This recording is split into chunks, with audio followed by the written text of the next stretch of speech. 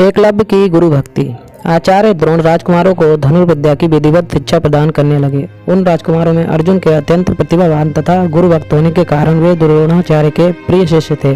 द्रोणाचार्य का अपने पुत्र अश्वत्थामा पर भी विशेष अनुराग था, इसलिए धनुर्विद्या में वे सभी राजकुमारों में अग्रणी थे। किंतु अर्जुन अश्वत्थामा से भी अधिक प्रतिभावान थे। एक रात्रि को गुरु के आश्रम में जब सभी शिष्य भोजन कर रहे थे, तभी अचानक हवा के झोंके से दीपक बुझ गया। अर्जुन ने देखा, अंधकार हो जाने पर भी भोजन के कौर को हाथ मुंह तक ले जाता है। इस घटना से उन्हें यह समझ में आया कि निशाना लगाने के लिए प्रकाश से अधिक अभ्यास की आवश्यकता है, और वे रात्रि के अंधकार में निशाना लगाने का अभ्यास करना प्रारंभ कर दिया। गुरु द्रोण उनके इस प्रकार के अभ्यास से अत्यंत प्रसन्न हुए। उन्होंने अर्जुन को धनुर्विद्या के साथ ही साथ गदा, तोमर, तलवार आदि शस्त्रों के प्रयोग में निपुण कर दिया।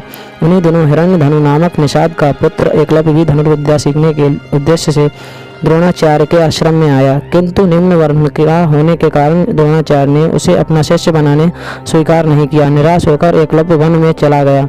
उसने द्रोणाचार्य की एक मूर्ति बनाई और उस मूर्ति को गुरु मानकर धनुर्विद्या का अभ्यास करने लगा। एकाग्रचित्त साधना से करते हुए अल्पकाल में ही वह धनुर्विद्या में अत्यंत निपुण हो गया। एक दिन सारे राजकुमार गुरु द्रोण के साथ आखेट के लिए उसी वन में गए जहाँ पर एकलव्य आश्रम बनाकर धनुर्विद्या का अभ्यास कर रहा था।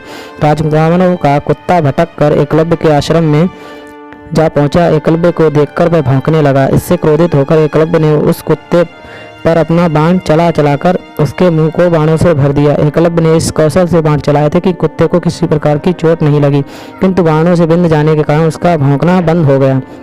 कुत्ते के लौटने पर जब अर्जुन ने धनुर्विद्या के उस कौशल को देखा तो वे गुरु द्रोणाचार्य से बोले, हे गुरुदेव, इस कुत्ते के मुंह में जिस कौशल से बाण चलाए गए हैं उससे तो यही प्रतीत होता है कि यहाँ पर कोई मुझसे भी बड़ा धनुर्धर रहता है।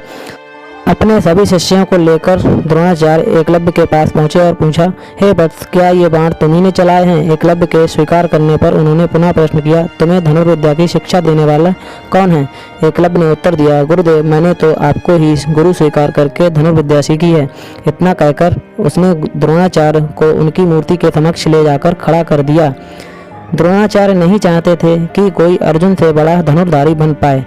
वे एकलव्य से बोले, यदि मैं तुम्हारा गुरु हूँ तो तुम्हें मुझको गुरु दक्षिणा देनी होगी। एकलव्य बोला, गुरुदेव, गुरु दक्षिणा के रूप में आप जो भी मांगेंगे मैं देने के लिए तैयार हूँ। इस पर द्रोणाचार्य ने एकलव्य से गुरु दक्षिणा के रूप में उसके दाहिने हाथ के अंगूठे को मांग लिया। एकलव्य ने सहर्ष अपना अंगूठा दे दिया। इस प्रकार एकलव्य अपने हाथ से धनुष चलाने में असमर्थ हो गया तो अपने पैरों से धनुष चलाने का अभ्यास करना आरंभ कर दिया।